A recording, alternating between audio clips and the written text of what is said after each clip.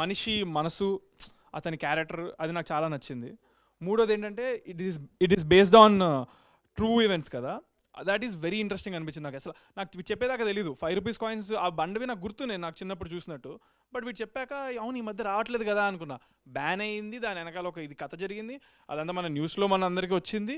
So అది ఎందుకు జరిగింది, ఏం జరిగింది అనే పాయింట్ మీద స్టోరీ మనోడు ఫిక్షనల్ రాసుకున్నాడు. సో అక్కడ నాకు చాలా చాలా ఇంప్రెస్ అయ్యాను అనమాట.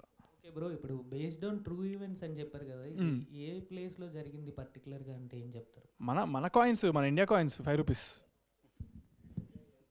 జయరామ్, ఓజీ వైబ్లో ఉంది మొత్తం సోషల్ మీడియా. ఈ టైంలో రిలీజ్ చేయడం ఎంతవరకు కరెక్ట్ అండి? ఈ టైంలో రిలీజ్ చేయడం అనేది నేను బెస్ట్ అనుకుంటున్నాను. ఎందుకంటే నేను చిన్నప్పటి నుంచి కళ్యాణ్ గారి ఫ్యాను. అంటే అందరూ అలా చెప్తారని నేను అలా చెప్పట్లే.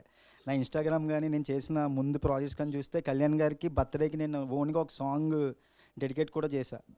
అంటే అంత పిచ్చి.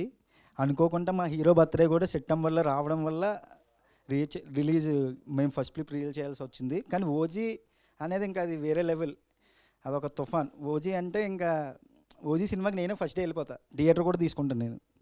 ఓకే. అండ్ ఈ సినిమా మ్యూజిక్ నిమిషి ఇప్పటి వరకు కొన్ని సాంగ్స్ విన్నాను, లవ్ సాంగ్స్ ఇవన్నీ ఉంటుంది.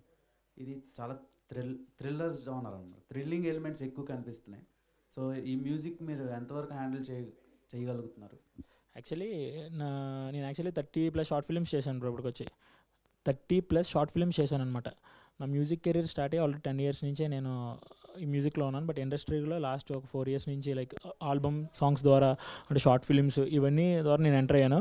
And music is music bro, not thriller genre and love genre అట్లా సస్పెన్స్ అట్లా ఏమి ఉండదు. Actually anything I will see like music అనమాట. ఏ జానర్ అన్నా సరే we can handle, that's what.